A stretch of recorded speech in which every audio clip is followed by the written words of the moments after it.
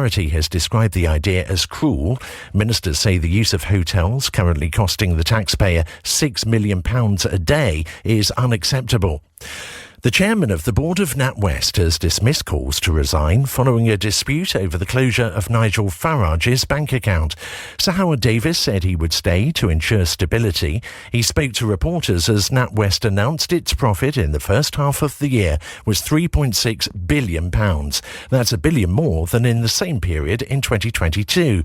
Our business correspondent Hannah Miller says the news conference was dominated by the row over Mr Farage. He says, the board was not involved in the handling of the closure of Mr Farage's account, and he himself wasn't the person that went on to speak about it publicly. He did, though, announce an independent review into the way that this closure was handled. There is clearly a worry within NatWest Group about the reputational damage that has been done here. BBC News, it's 4 minutes past 12. So, lots to come in 4 words. ULEZ, portion explodes postbox.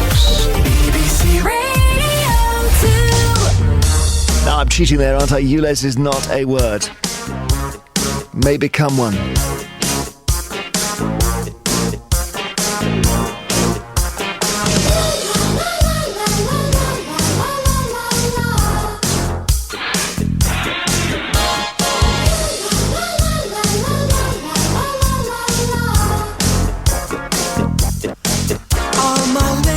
Teenage boasts are now high-precision ghosts, and they're coming round the track to haunt me.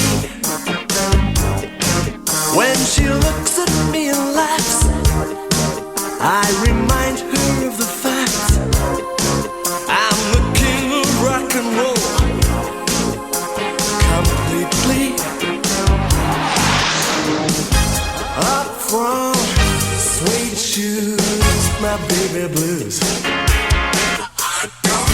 Hot dog, jumping frog, Albuquerque.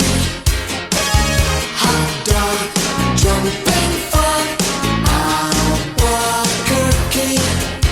The dream helps you forget. You ain't never danced a step.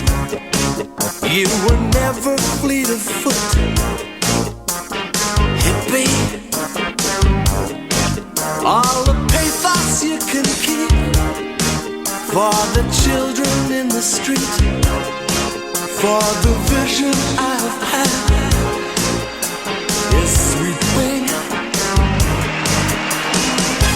New broom, this room is sweeping clean.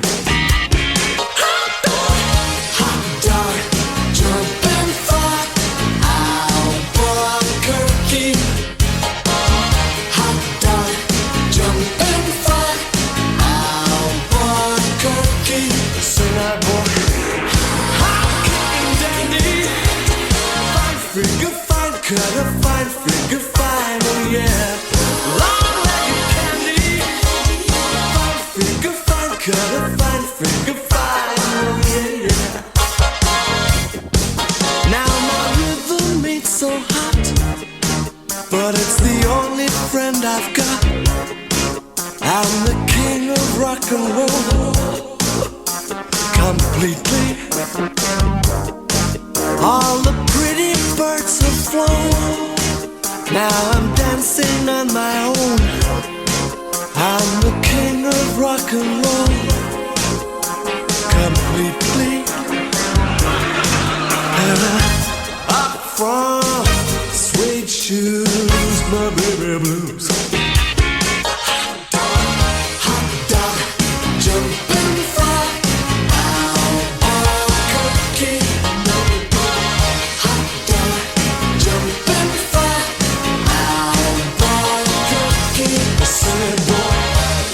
dog, jumping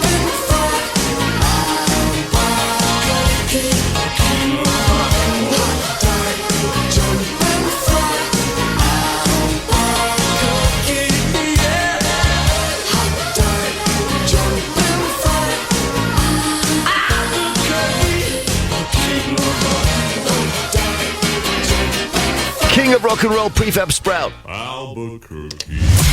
This is Radio 2. Jeremy Vine. From Albuquerque to ULEZ in just a tick. And then the recommended portion size for, say, a pie or a quiche or Pringles. What is it? We don't know. E-bike batteries bursting into flames.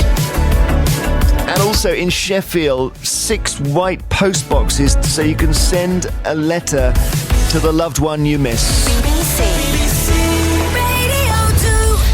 Big news this morning on the ultra-low emission zone story. The High Court has ruled in the last couple of hours that London Mayor Sadiq Khan can expand the scheme, known as ULEZ, to a much wider area. At the moment, it operates between the North and South Circular Roads, as they're called. It's a relatively small area of London. The plan, though, is to extend it to the whole of Greater London next month, which is an area 3 times larger than the current zone. And that means the most polluting vehicles will have to pay a daily charge of £12.50. And it was in court because 4 local authorities, Hillingdon, Bexley, Bromley, Harrow, plus Surrey County Council, alleged that Sadiq Khan had exceeded his legal powers with such a large expansion of the scheme. The judge found that wasn't the case and ULEZ can go ahead. And although this may seem like a very London story, a lot of other UK cities will be watching very closely because this is radical and they want to follow suit. The policy, of course, has split the Labour Party, with many blaming it for the fact that Labour didn't win the Uxbridge and South Ruislip constituency in that by-election last week. Sadiq Khan, who, don't forget, is a Labour mayor, defended it in the wake of the vote. The policy to expand the ultra-low emission zone is the right one. It was a difficult decision to take. But just like nobody would accept drinking dirty water, why accept dirty air? We know the ULEZ has cleaned the air in central London by almost 50%. What about those in outer London? So there's a bit of, not loggerheads, but friction with the leader of his party, Sir Keir Starmer, who's publicly questioned ULEZ expansion. I don't think there's any doubt that ULEZ was the reason that we lost the by-election in Uxbridge. And I have said we should reflect on this, including the mayor. I've spoken to him, as you would expect, and so there will be that reflection. So today's case really puts a new complexion on things, and I wonder what your view is, whether you're celebrating the fact that the ultra-low emission zone will be bigger from next month, or whether you're thinking, this is terrible because it will mean maybe you or relatives or people you work with will have to either get new vehicles or pay effectively a daily fine.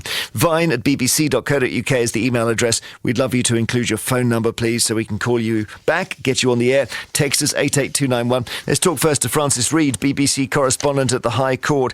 So this has been a long-running, controversial policy, ULEZ. Yeah, that's right. It has been controversial and it has been pretty long running as well, hasn't it? So as you said, these 5 Conservative councils had argued that the London Mayor had been acting unlawfully to expand this zone right across London and that he'd exceeded his powers within the scheme. But they failed in that claim. So the High Court has dismissed it this morning. I was in court early this morning as they read out that judgment. They'd brought that kind of case in the first place. They wanted to question the legal basis for the mayor's power to act and also the legality of the public consultation as well, because this doesn't just affect people in London, it also affects all the people outside of London, driving into London every day, for example, on the outskirts of London or the surrounding counties where car ownership is much higher there than it would be in central London, for example. And they were also questioning the mayor's decision to provide a grant to the Transport for London for a scrappage scheme, which also didn't include all the people living outside of London and their ability to, switch out their car for one that would be compliant with the rules within the ULEZ zone. But today, Mr. Justice Swift said he was satisfied that the mayor's decision to expand was in his powers, that the information provided was sufficient, and that the mayor had understood perfectly the provision made for a scrappage scheme. So it's a big thing, isn't it? Because it's a big area. Yeah, it's a huge area. And I think, look, on the other side of it, campaigners have said it's necessary to protect Londoners, protect people's lungs, their health. Experts saying pollution is a real risk in London. It shortens lifespans, everything from asthma to dementia being linked to that. But the councils that brought this action said they had a problem with the way it was being done, that the consultation on the plan was flawed, that not enough information was shared in advance. These plans only kind of coming into place in November, and they're supposed to now come in at the end of next month. They just said that wasn't enough time for people to be able to get things together and make the changes needed. And of course, a lot of discussion about people living outside the border of London, because anyone living in the UK who would be driving into London could potentially be impacted by it. Thank you very much indeed. That's Francis Reid there outside the High Court, who's been watching the case here. The ULEZ expansion has been given the go-ahead effectively by a judge. And we'll talk to Ronnie Townsend, an anti-ULEZ campaigner from the London Borough of Bromley, and Jemima Hartshorn, who's the founder and co-director of Mums for Lungs. Jemima, you go first. One of your children, I know, suffers from asthma, so this is a personal thing for you. Yes, well, thank you for having me. I started campaigning about air pollution about 6 years ago when I was on maternity leave for the first time. So this was long before I was personally affected, but I just read about how bad London's air across every area of London is, and that the most contributor to nitrogen dioxide, which is a gas which inflames lungs and thereby makes breathing difficult, is basically 50% of that comes from vehicles, especially diesel vehicles. So that's sort of how I got into campaigning. And, we know what the problem is, how children are growing up with stunted lungs in London. And we know what the solutions must be, which is cleaner and less vehicles. And I suppose everyone would agree with the broad principles there, but the issue is just the sheer cost of somebody who can't afford to replace their car having to spend £12.50 a day to travel, maybe for work. Yes, I think we have a really difficult situation here, which is really, I think the problem is that national government is not providing the support that would really be needed to ensure that especially people who live on the borders or outside of London and are therefore not eligible for the for the scrappage scheme by TfL do not get any support. And I think that is really an unfair situation, and it has resulted, I think, in this real resentment and upset about the ULEZ. While I think, everything is wrong, this is one of the most polluted cities in Western Europe. We have 250,000 children that have asthma in London alone. And in 2021, 2022, we had almost 3,000 children being admitted to hospital with breathing issues. So really, we need all the support we can get. Financially, politically, from national government. We need politics to be put aside, and air pollution needs to be addressed for the benefit of everyone, because it's not just the young people. Stay there, Jemima. Ronnie Townsend, what do you make of what Jemima has said? Well, that's fair enough if you're living in London, but I'm sitting here now in Cudham, which is right on the borders. So we're in the London Borough of Bromley, and we're right on the border with Sevenoaks. It's beautiful here. There's nothing wrong with our air. We've been action against ULEZ expansion, have been out with the monitors. There's nothing. But, and then they go down to the tube station and it goes sky high. There's nothing wrong with our air in these boroughs. They're rural, agricultural boroughs, especially Bromley and Bexley. So, yeah, but I suppose the point is about trying to stop people driving into the city, deeper into the city in their cars and causing pollution in the centre and beyond. Yeah, but but there's nothing wrong with our air. Why are we all being penalised in the London boroughs for this ridiculous scheme that's been shoved through on the quiet, really, and I just think that we need to continue to fight this, and we won't let it go away. I've got to get a new car. I can't afford it. The second-hand car market's gone through the roof. Tell us about your car, Ronnie. What are you driving at the moment? Okay, so I've got a Kia Sorento, and that's not compliant. It's a diesel, so that's got to go. But I'm a single parent. I work hard. Where am I going to get, there's nothing under £10,000 that's decent. A second-hand car, it's really difficult. Do you think this is a plot by the mayor to try to get you to give up your car completely? Well, how can you hear? In Cudham, down Knockholt, we have literally one bus every 2 hours. There's no train station. Our nearest one's Alpington. People in Biggin Hill, they're really stuck. These smaller villages like Old Chelsfield, there's no buses. What are we going to do? We can't be going around on push bikes to work. Jemima, what would you say to Ronnie? Well, I say that I hear you, Ronnie, and I'm really sorry to hear of the absolute hardships. I'm a single mum too, so I can really relate. I am absolutely upset by the lack of public transport that there is in outer London or just beyond the borders. It's really insufficient, and we really, let's campaign together and make sure that there is much better public transport funded by national government, as there is in countries across the world. TfL is one of perhaps the only public transport system in the world that has to fund itself primarily through fares and things like that.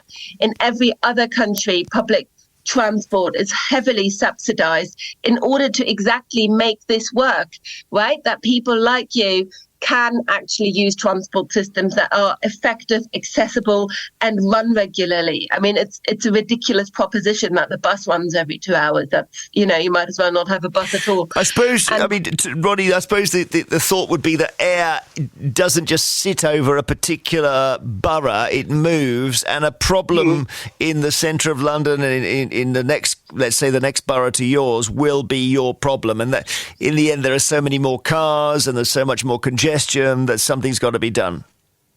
But I just really don't agree with it. I think that we're rural, and there's nothing wrong with our air here, and it's going to affect. Think of all the people that come up from Kent. That work. We've got hospitals here, care workers, the elderly, their hospital appointments. How like all the charities? So many haven't got compliant vehicles. It's going to really, really affect us all in these outer boroughs, and I think it's unfair of Mr. Khan. I'd like to invite him actually to come up to either Bromley and Bexley and have a look at our beautiful countryside and our lovely clean air. Do you think it's going to happen, this, Jemima, or do you think in the end that there will be a successful campaign against it, even though there was a victory today for you?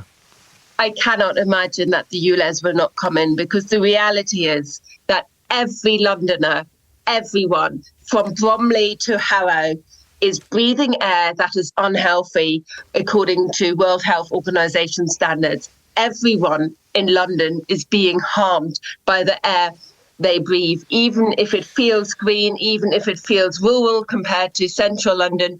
London's air is unhealthy, and there's absolutely no doubt about that.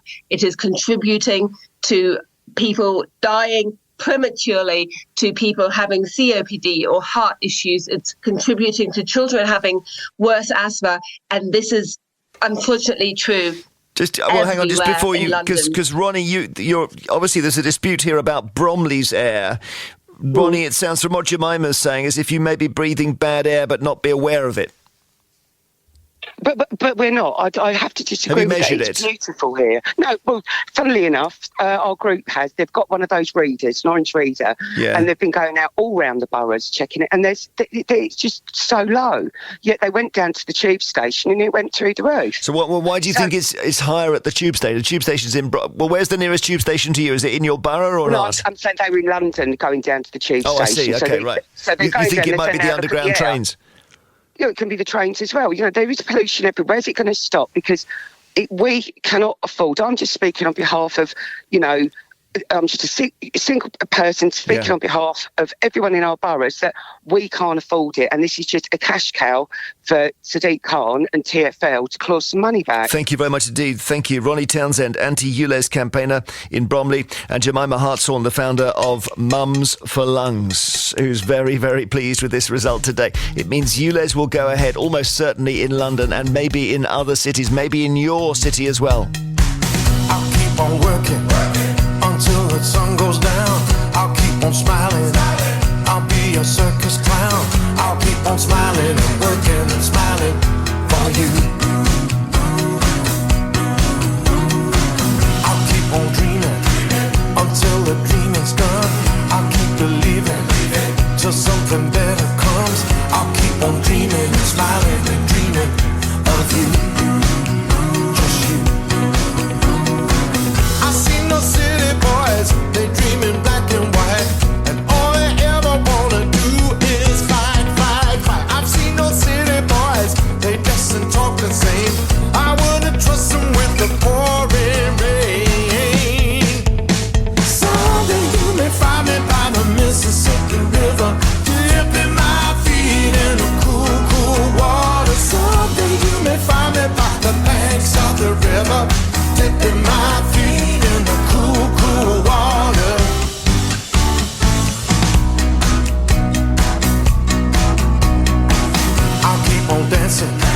until my feet they bleed.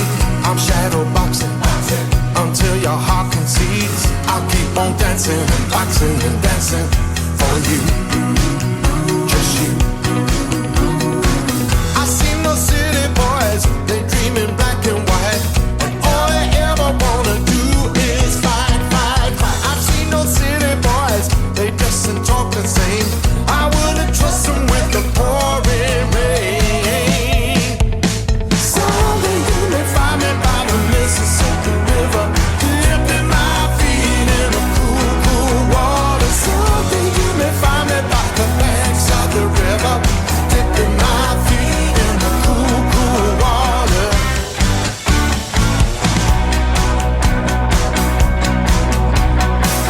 Slide to the left, I'm gonna dip my brother when it feels the best. I'm gonna slide over to the right, I'm gonna find my space in the morning light. I'm gonna slide to the left, I'm gonna dip my brother when it feels the best. I'm gonna slide over to the right, I'm gonna find my space in the morning light.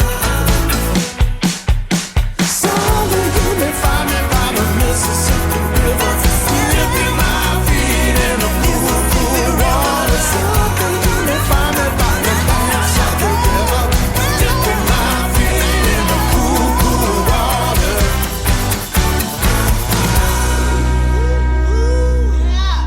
That is Rick Astley. New song, Dipping My Feet.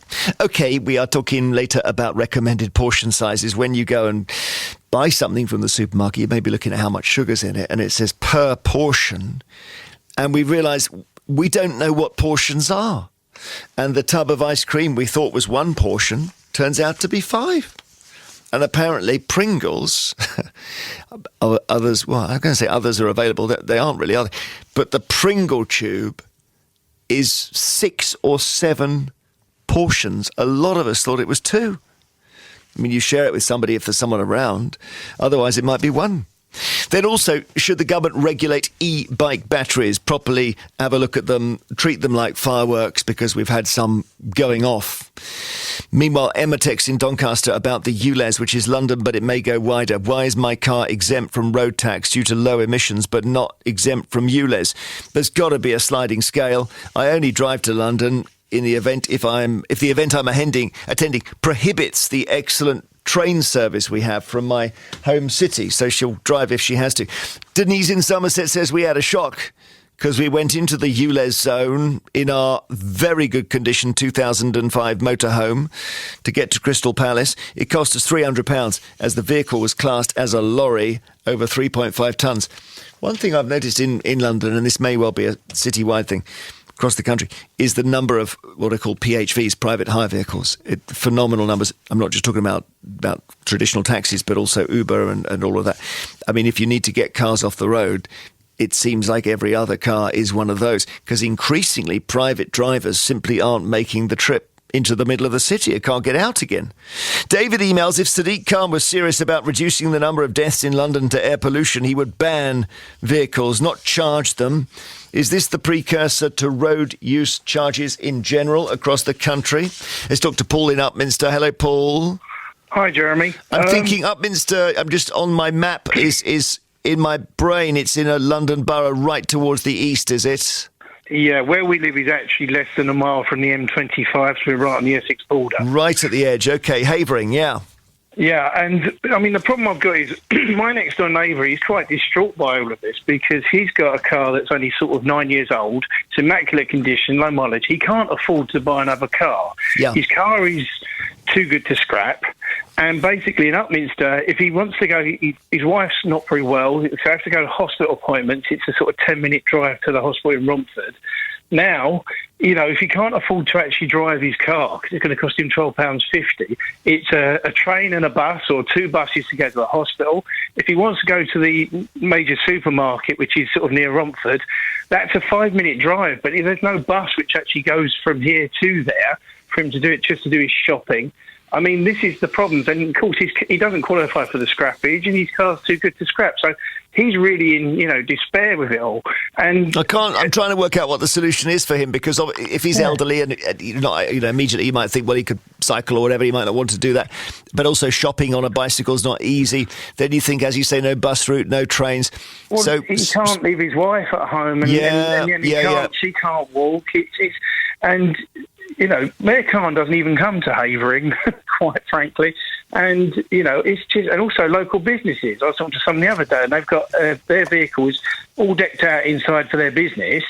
And again, it's not very old, but they can't just scrap a van that's too good. It is crazy. Let's see. Thank you, Paul. Lots of views on this coming in. AJ in Hackney, East London. What do you think? Well, we've had an interesting situation regarding, obviously we're already in the ULEZ, so we've changed our vehicles up and bought newer vehicles. Unfortunately, keyless technology meant both of them have been stolen. So wait, your wife and yourself bought a vehicle each that was keyless. Yeah. How did they steal it if it's keyless? Well, because effectively you've got to turn around and put extra security on it. The manufacturers don't do it. You've got to put trackers, ghosts on them. You've got to put wheel clamps on them. Steering locks on them to actually, protect your vehicles. So effectively, we had vehicles that weren't that old. Yeah. Would have meant both of us would have had to pay £12.50 a day. I work outside London, drive every day, and need a vehicle. Unfortunately, I'm too far out that I can't really use sort of an electric vehicle. So we had to upgrade our vehicles and buy newer vehicles when the ULEZ expansion came in to include us in Hackney. And they've been stolen? Both of them have been stolen? Both of them been stolen. My wife's one was recovered. Spent 3 months in the garage trying to get it sorted out. Mine's gone forever. I've just had to replace that. But, I've had to, completely, put loads of extra security on it just to turn around and try and protect them from going again. Really, the aggravation factor of having them stolen, not so much the insurance. But again, it's going to affect everyone because the insurance is going to go right away through the roof. I am a bit of a petrol head, and I also got an old Land Rover. I thought it was £12.50 a day. When I had some work, I brought it into the garage, and it was £100 a day. So that was a £700 experience that I really could have done without. But you had to pay £100 a day for the Land Rover? Yeah. Wow, thank you. Mark in Loughborough, what do you think about this ULEZ? Well, it's quite funny, really. I've quite noticed that ULEZ, obviously, it's going to go through, and they're making a lot of money. And I'm not seeing where the money's going. And I sat there and I thought, why can't it be utilised?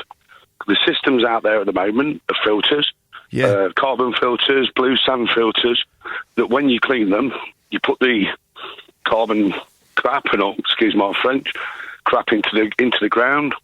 You leave it.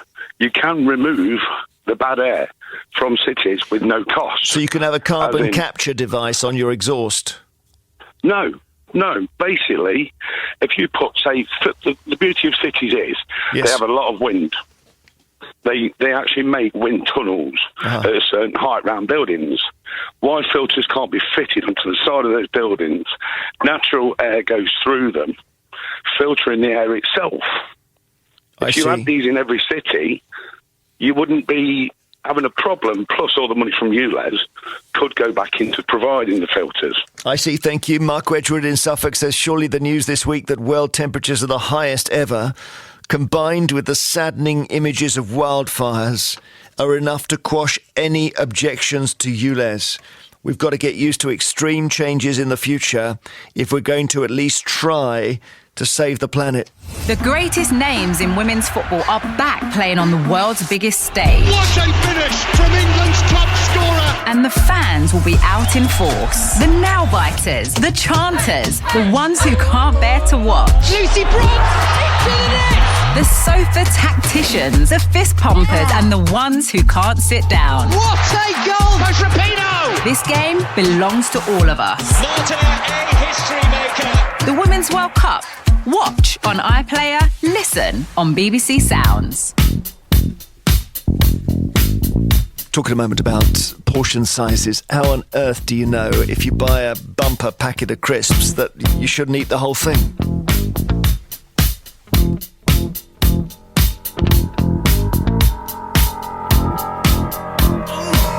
Let's go! She walks further down the street.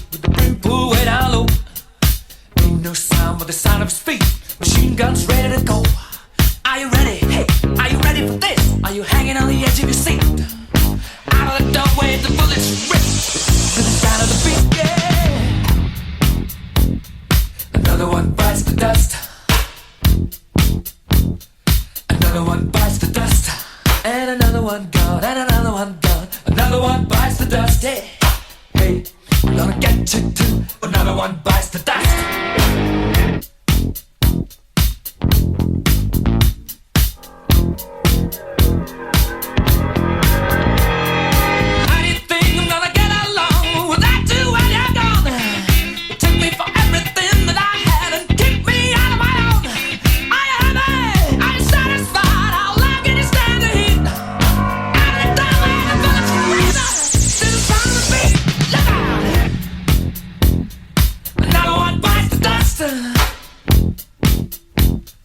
Another one bites the dust, and another one gone, and another one gone, another one bites the dust. Hey, I'm gonna get you too. Another one bites the dust.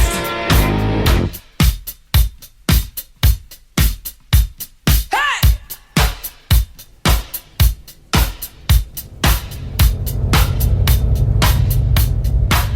Oh, take it! Dust! Bite the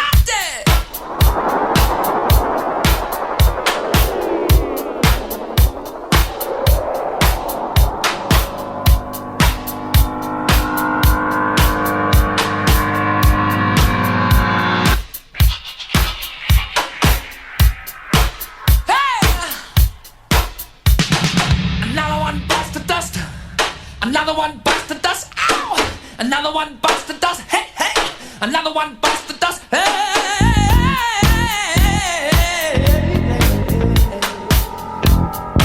Ooh, shout! There are plenty of ways that you can hurt a man and bring him to the ground. You can beat him, you can cheat him, you can treat him bad, you leave him when he's down. But I'm ready, yes, I'm ready for you. I'm standing on my own to beat.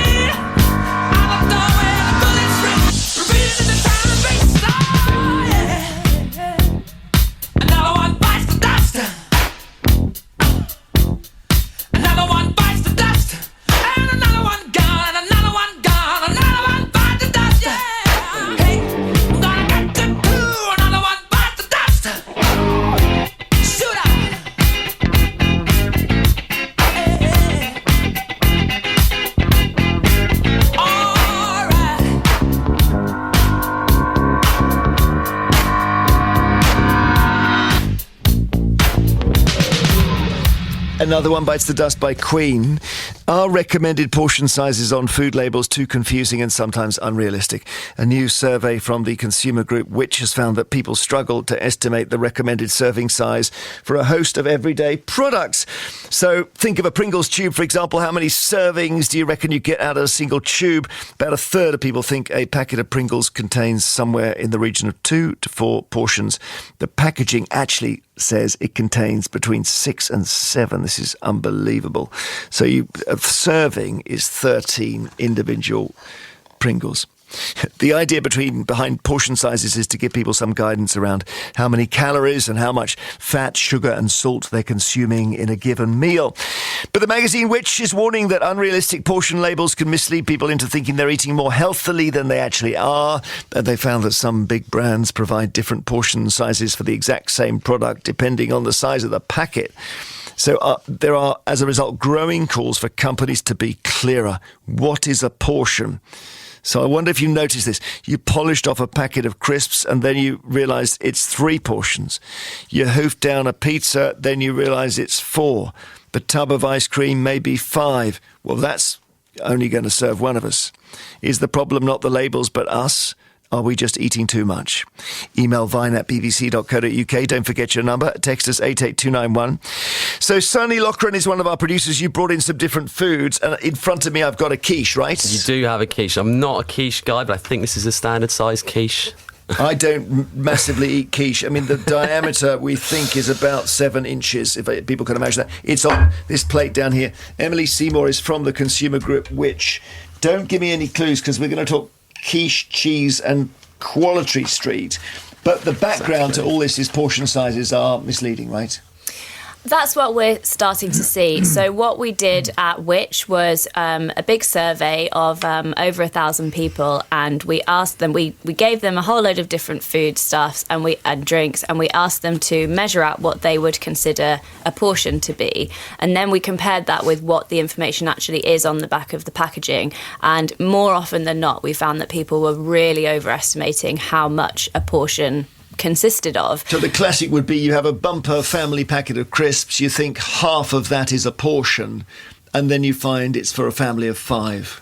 Yes, or, even more than that. I think sometimes the portion sizes that the manufacturers have suggested on the back of the packaging, we think are quite unrealistic compared to what people are actually going to be eating. And all that means is that all that nutritional information that you see when you've got the traffic lights and it says things like, this is 5% of your daily salt intake, all that kind of stuff. If you're not actually eating the amounts that they've told you should be eating, then all of that information is quite confusing for people, and you're likely to be eating more than you think. Yeah, I mean, I thought you just look at what it is for 100 grams, and if it's got more than 10 grams of sugar, don't buy it. That might be a good rule of thumb. But I think often as well, it's really hard for people to visualise what grams and millilitres look like in terms of what they're actually putting in front of themselves. I don't think if you had a look at your average dinner plate of your meal, you wouldn't think, I'm eating about 300 grams this evening. No. So I think it's quite hard for people to understand, and that's why they will give the sort of calorific information and things like how much salt and sugar is there based on a serving. Now, that only works if the serving they're telling us is realistic. Yeah, per serving, of course. That's what we're talking about. So look, I've got plate number 1, and I've got my knife here. And I've got, this is, what do you want me to do here, Sonny? So you got a full quiche in front of you. I want you to... 7-inch diameter. Exactly. I want you to carve out what you think is a portion. I'm going to... Your best estimate. What would you eat for lunch? Well, I'll tell you, okay? And this is simple, and I don't think anyone listening is going to disagree. I'm going for 25% of it, a quarter, and it's really simple. I'm cutting on the east side of it at 3 o'clock. It's great technique. And then I'm going... Right, and that... And Tam Fry of the National Obesity Forum is here as well. Tam, that's a portion, right? Yep. Yeah, okay, so Sonny. That's your guess. You want me to reveal the true portion. You've actually got it, Jeremy. Bang on. It's a quarter. There we are. So if it was less than that, I would be furious. I would have gone a half, personally. Would you? Tam, but you and I agree, Tam, right? That's quarter. Okay. Well, that was good. So quiche, you've nailed 1 out of 3. Well, listen now, let's bring in... Go for the cheese? Cheese is really difficult because nobody sits and just eats a giant lump of cheese. Or do they, Tam? I'm afraid a lot of people do. So you sit in front of the TV with just literally a block of cheddar? You take a block of cheddar in and you take some dry bread or something and you just munch and munch and munch. Well, I don't know how. So the block of cheddar is the size of a 6x4 envelope. So postcard size, and it's about an inch. Would you say that's about an inch deep there? About an inch thick. It's a standard pack of cheese, isn't it? 350 grams. Oh, it's 350 grams. All right, well, I'm going to try and help you here. So if I go basically a quarter of it is about 100 grams, is it? Or 80 grams? Yeah, give or take. 80 grams. So I'm going to take it. Sorry, this is hard to cut. It's cheddar. I'm going to go for a quarter's too much. I'm going to go 40 grams. So that is my portion, estimate. 40 grams of cheddar. Interesting. You ready? Yeah, go on, show me. This is the true amount. And how much is that? It's about 30 grams. It's about an 11th of the full packet. I've overdone it. So you've overshot slightly. Yeah. I would say that's still quite a conservative portion it might for be. your average person sat in front of a film. With and once you're grating it into something, well, this is the thing. I think that this is not my habitual. I think in front of the TV. It depends what film's on, right? Yes, exactly. But I will. Once you start slicing it, the irony is, you slice it. Look, see, I'm going to slice it into thin pieces, and then I've doubled the size of the portion. Ironically, by cutting it smaller. Right. So far, so good. The third one is going to be challenging. Last Tam, one. here we've got Quality Street. Now, I'm guessing, Tam, you would say you shouldn't be eating any of these. Correct. Because these are sweets and there is no nutritional value whatsoever. Emily, do you comment on that sort of thing? No. No, we tend to leave people to make their own decisions. But does the legendary Which magazine do chocolates? Do you do these are the best chocolates? We, over Christmas, will often survey people to ask them which are their favourite Quality Street, and they can be quite controversial, the results. Because I remember they took the purple ones out for a while, didn't they? They said no one eats them. Yeah, that was big consumer news. Massive backlash, yeah. So I've got oh gosh, I've dropped some. I've got a plate full here, and I'm going to go. So I'm going for the long. These ones are the golden ones that are toffee, fudgy, whatever. And I'm going 1, 2, 3 of them. I'm going for a green one, and I'm going for a blue one, and I'm going for a cherry one. And that is 1, 2, 3, 6 of them. 6 and that Quality Street, is that's what you reckon. That's a portion, and I will not hear otherwise. Go on. You ready? The reveal? Yeah, this is going to be bad. Oh, 2? 2 Quality Street, Jeremy. You've overshot. So, well, that's quite serious, Emily, because if I'm doing that every night, I'm going miles astray. Well, exactly. And I think, we're not suggesting that anybody out there would be sort of going completely blind into this. I think we all have a everyone has an understanding of how much food is necessary for their own body. I think it's completely different depending on your size and your activity level and everything else. But I think when you see that the portion that the manufacturer is basing all of its measurements on is so small, it means that often all of that traffic light information that you see is painting a very optimistic picture. Yeah, completely. And so if you're someone who's really trying to reduce your salt intake or sugar intake or whatever it is, or calorific intake, then actually you're really presented with a confusing landscape when you're deciding what to eat every day. And I've just found the triangular green one, so that's going in as well. So I'm a 7 Quality Street guy. Tam Fry, what's the lesson here? The lesson, according to me, is looking for the calories, because the portion size can vary according to the food. Yeah. But the really important thing that you need to get at is the number of calories that you're eating. And we know for sure, and for many, many years, that we overconsume by about 20%. So you've got to have calories firmly marked on the packet, whatever it is. Now, it gets a bit difficult when you go into a cake shop as to how many calories are in the slice of cake. But with a little training of the staff, whatever, you can actually dictate how much of a certain cake is X number of calories. Yeah.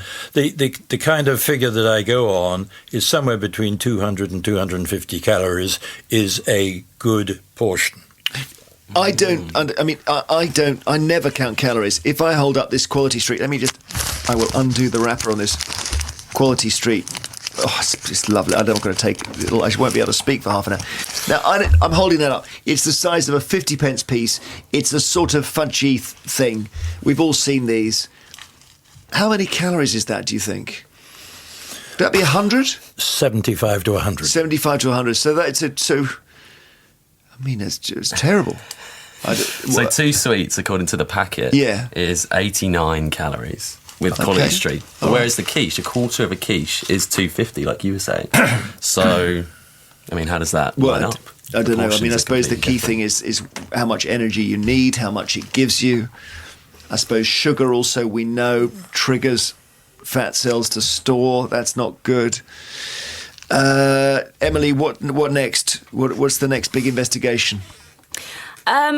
Big investigation. Food-wise. Well, I'm not sure what we'll be looking at next, but I think certainly for this project, what's really what we're certainly looking for is for manufacturers and supermarkets to just try and make it a bit more consistent across everything. Because, for example, you've got some brands like a certain chocolate bar, for example, where if you've got one packet that's one size, then a serving would be 4 little squares. If you've got another packet that it's another size, a serving might, in that instance, be considered to be 6 little squares. Yeah.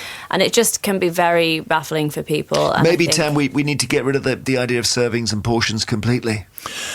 It's a minefield. And we've got to straighten things out. And that's why I feel that the calorie content is the most important thing. because it's the calorie content which you consume, and if you consume too much, you store it as fat. And therefore, you've got to have a very good indication as to how much energy you are ingesting. And the difference between a plate of vegetables and a plate of pizza is huge. But if you're given a calorific count, then you can make your own judgment. Okay, thank you very much, Tam Fry, Chairman of the National Obesity Forum, Emily Seymour from the consumer group Which, and Sonny, our producer, who did the food portion analysis test.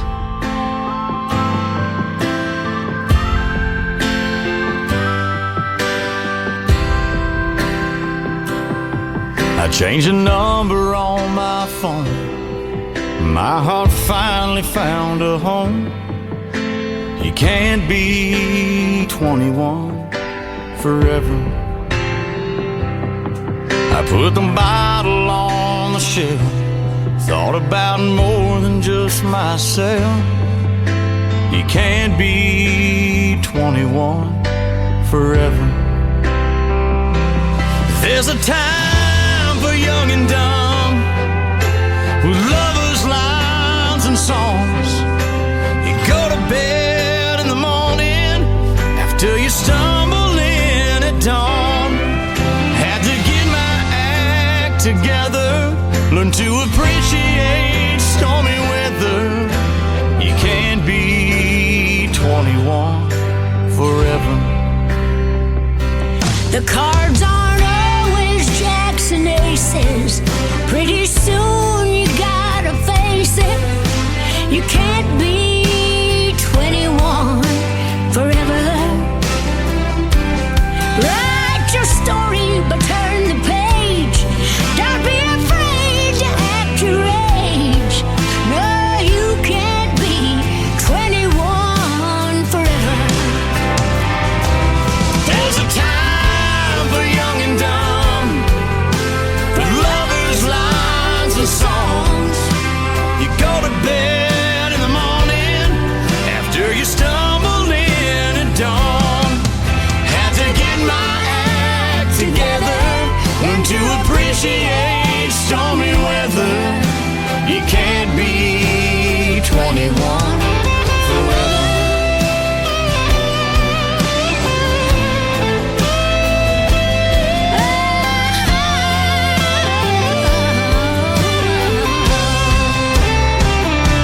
So enjoy it while you can, 'cause it's just a number, man.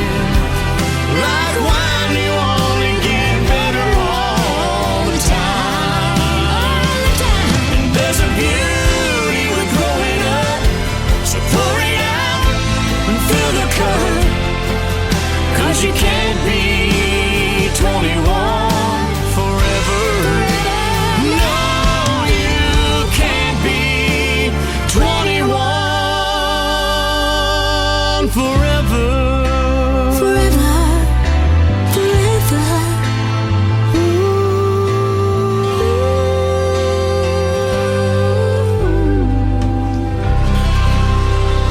21 Forever, that is Chris Jansen, Dolly Parton and Slash, and we are talking about portion sizes.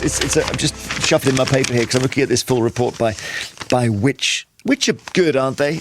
You can kind of trust them to be independent. And when you get a tube of Pringles, let's say, and they say a portion contains X amount of sugar, X amount of calories, and you think to yourself, well, a portion is half a tube, that's where it all goes wrong, because a tube could be as many as 5 portions. Could be 7, apparently. This is all a revelation. And I've got the quiche and the cheese and the sweets here. It's spoiled for choice. Charlene emails, I once wrote to Marks & Spencer to ask how many people in their family-sized trifle is supposed to feed, because I ate it all at once. I love that. It's fine, do it once, it's fine. Martin near Myrtle Beach, South Carolina. Hello, Martin. Hello, Jeremy. Thanks for talking to me. Well, wonderful. So are you on holiday or what? No, I've been out in the States for like 30 years. I must say, you've got the American accent. No, actually, most people think I'm Australian. So do you find... What happens over there with portion sizes? It's ridiculous. I mean, I was talking to the lady. Last night I made a pizza. It's like a frozen pizza. Now, all right, the average... Well, most people can eat a whole pizza. I just looked on the box. One pizza is basically 6 portions, which is completely nuts. Yeah, who's making this up? This portion doesn't make any sense. It's not the same for a small child as it would be for a sumo wrestler, clearly.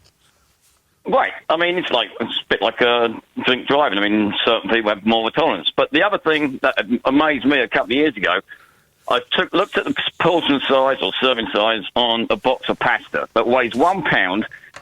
It's supposed to be 8 servings in it. Each serving in grams is 56 grams. I mean, that's nothing. No. I mean, I always think pasta's 75 grams a portion. I always think, not 56.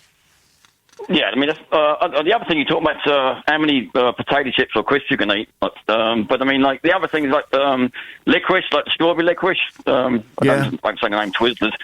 1 portion is 3. Well, how many have you gone through?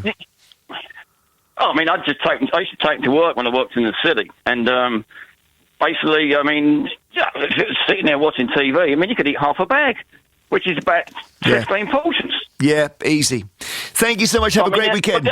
Go on, thank you. Cheers. Now, it does sound Australian to me. Diane is in Edinburgh, a bit closer. You had had an experience with a grab bag. Yes, I have. I'm just looking at a bag here. I'm not talking Pringles. I'm talking cheesy quavers. I have a penchant for a cheesy quaver. Oh, me I have too. To say. And Watsits as well, yeah. No, I prefer the cheesy quavers. Okay. And so see if you go into a well-known high street supermarket that does their meal deal, which is presumably for one person. Uh-huh.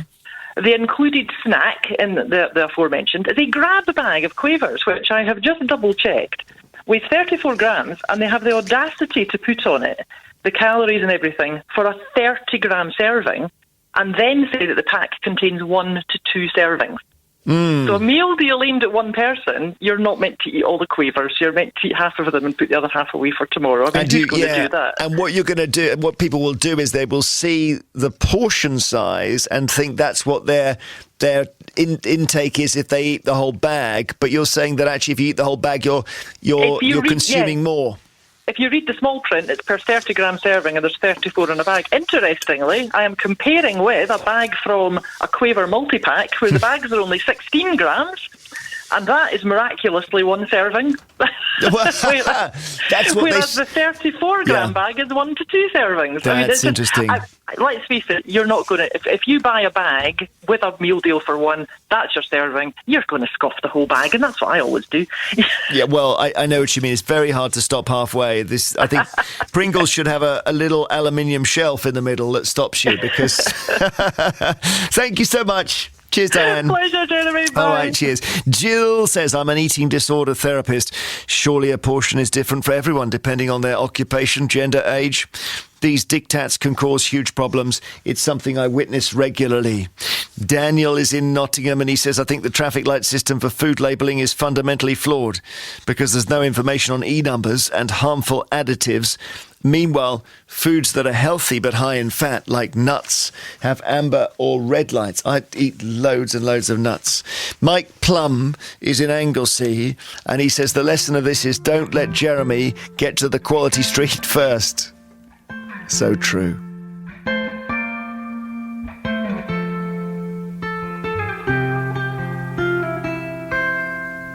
Try to keep you close to me, but life got in between. Tried to square not being there, but said that I should have been. Hold back the river, let me look in your eyes. Hold back the river so I can stop for a minute and see where you hide. Hold back the river, hold back. One upon a different light. We rub our backs into the sky, but now we're caught against the tide. Those distant days are flashing by. Hold back the river, let me look in your eyes. Hold back the river so wide, and stop for a minute and be by your side. Hold back the river, hold back the river, let me look in your eyes. Hold back the river so wide, and stop for a minute and see where you hide. Hold back the river, hold back.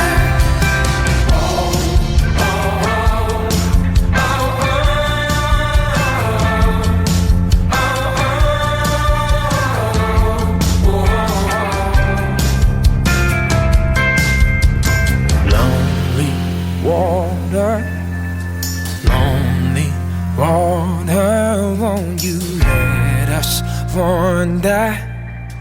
Let us hold each other. Lonely water,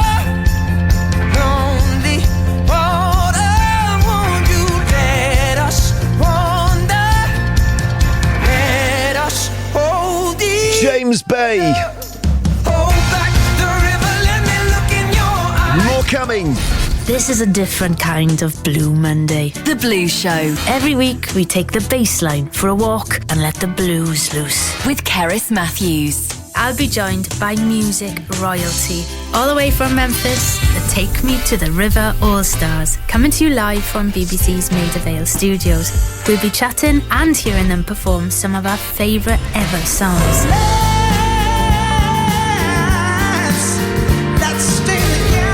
Blues Show with Kerris Matthews. Monday night from 9 on BBC Radio 2. Coming up, why they've put white post boxes in Sheffield. This is BBC Radio 2. On BBC Sounds. And on your smart speaker. Play BBC Radio 2. BBC News at 1 o'clock. This is Mike Powell. London's mayor has hailed a landmark court ruling allowing him to extend the city's low emission zone. England's Lionesses have racked up a second win at the Football World Cup, and Kylie prepares for a long stay in Vegas. The Labour Mayor of London has won a legal battle to expand the city's ultra-low emission zone after 5 Conservative-led councils tried to have the plan thrown out. They argued that Sadiq Khan didn't have the right to extend it and that it would place unfair costs on motorists. From the end of next month, drivers of the most polluting cars will have to pay a daily £12.50 charge throughout Greater London.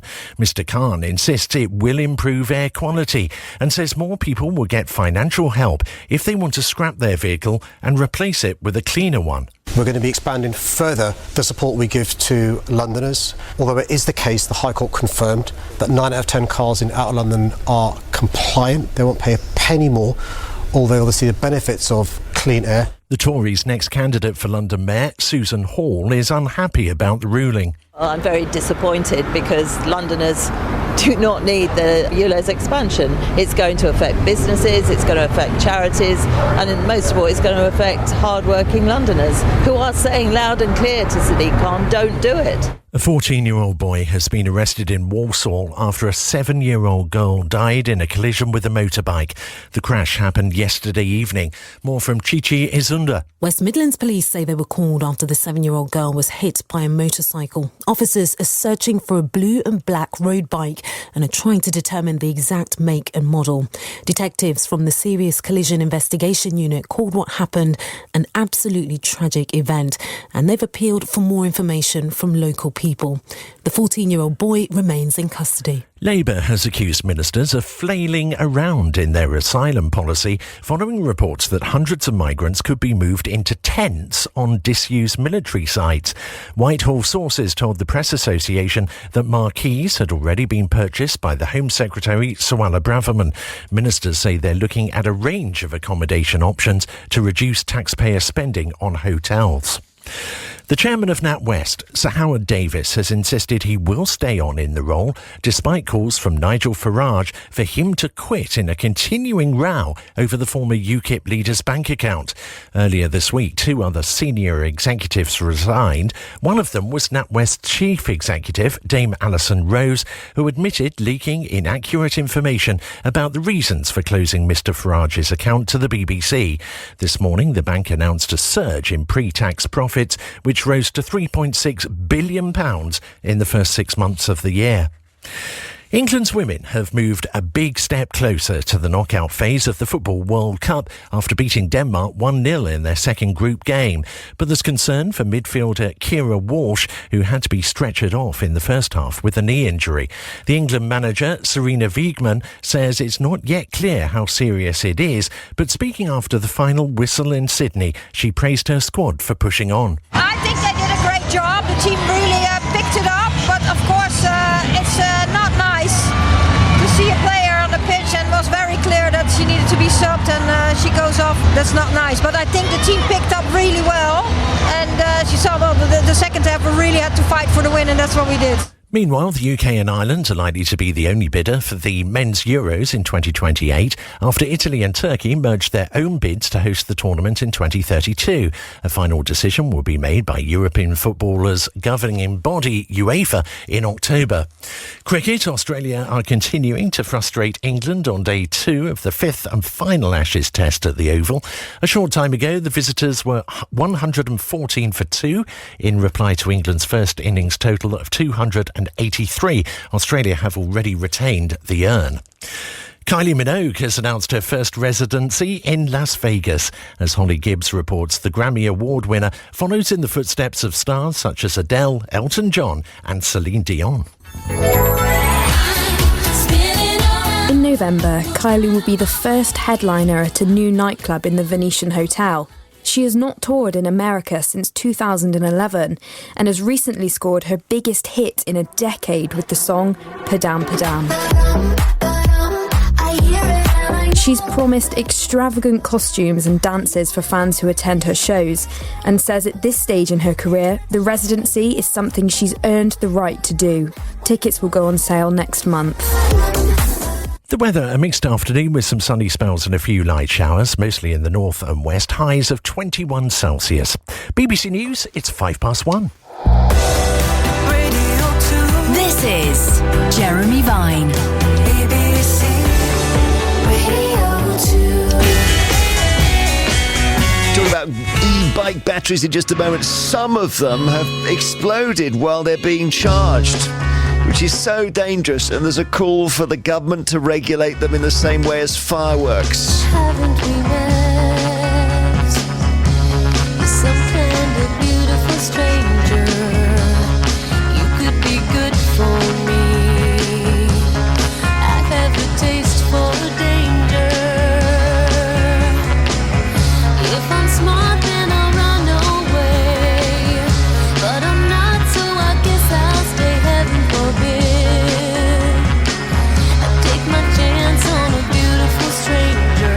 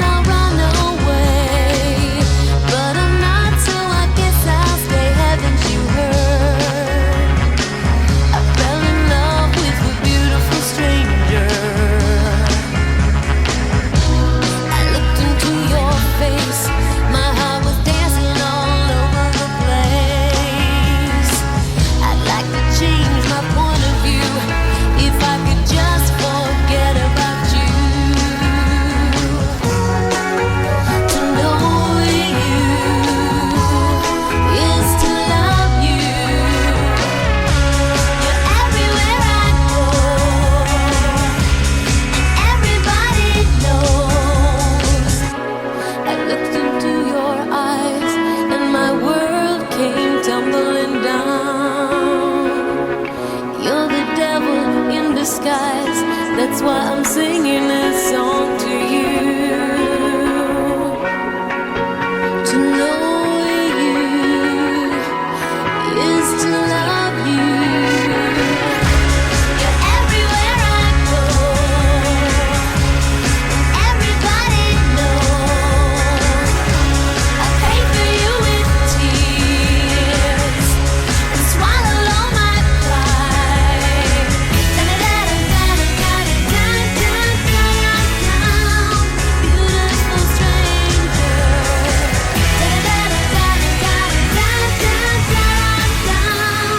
Beautiful stranger.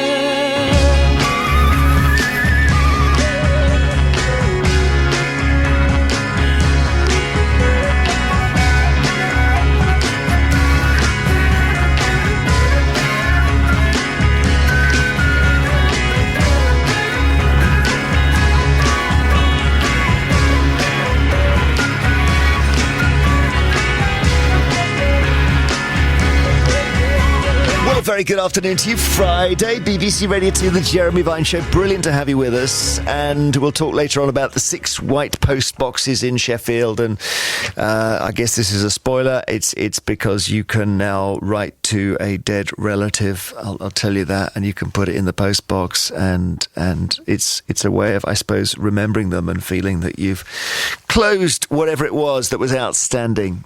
Always difficult to know how to get into that territory, but they're trying to do this thing in Sheffield. We'll hear more about it later. Meanwhile, a charity is calling for e-bike batteries to be regulated like fireworks or heavy machinery after a spate of fatal fires. The charity is called Electrical Safety First. They say current regulations aren't enough to prevent catastrophic blazes being caused by these lithium-ion batteries. Last month, a devastating fire killed a woman and 2 young children in Cambridge after an e-bike had been left charging overnight. In another case, in June, a homeowner, Andrew Beaton, said his family were lucky to escape their own Lancashire home after his son's e-bike exploded like a grenade, and we'll talk to Andrew in just a tick. In London alone, 116 fires involving e-bikes and e-scooters were recorded last year, resulting in 8 deaths. The London Fire Brigade says on average it's been called to one of these fires every 2 days. It's been said that when an e-bike battery explodes, it's equivalent to 6 hand grenades being set off. Currently, the batteries are only required to be self-declared as safe by the manufacturer. So self-declaring means you're kind of relying on the manufacturer to be honest about it. The charity, Electrical Safety First, says they should be added to the list of high-risk products and should be tested and certified by an independent body instead. So let's talk about this. Has your e-bike battery exploded? Or maybe you started charging it and it heated up and smoke started coming out and you had to pull it out the mains. vine@bbc.co.uk is our email. Please include your phone number when you get in touch. You can send us a WhatsApp as well on the long number 08000 288 291. Well, I mentioned Andrew Beaton, and I've seen pictures of your house, Andrew. My goodness, you were lucky. Yeah, very lucky, really. If it wasn't for my 21-year-old son getting up at 1:30 in the morning, we wouldn't be here. So tell us where the e-bike was charging. The e-bike was charging downstairs, under the stairs. Okay, and any relevance to the make of e-bike? Was it a particularly cheap model or something? Would you have had any clue that it might be dangerous? No clue whatsoever. It was it cost us it was about £600. Right. We got off, I don't know if I say it, off eBay. Okay, so when you put it into charge, it didn't look like it was heating up at the time or anything like that? No, I bought it for my 11-year-old for Christmas. So it's actually been in the house for a few months. Oh, so no trouble until the fire? Yes, yeah, no trouble whatsoever until went to bed at 11 o'clock. About 1:30 in the morning, my son went down for a drink. Yeah. He got himself a drink. He heard, when he was in the kitchen, he heard like a pop, pop, pop noise.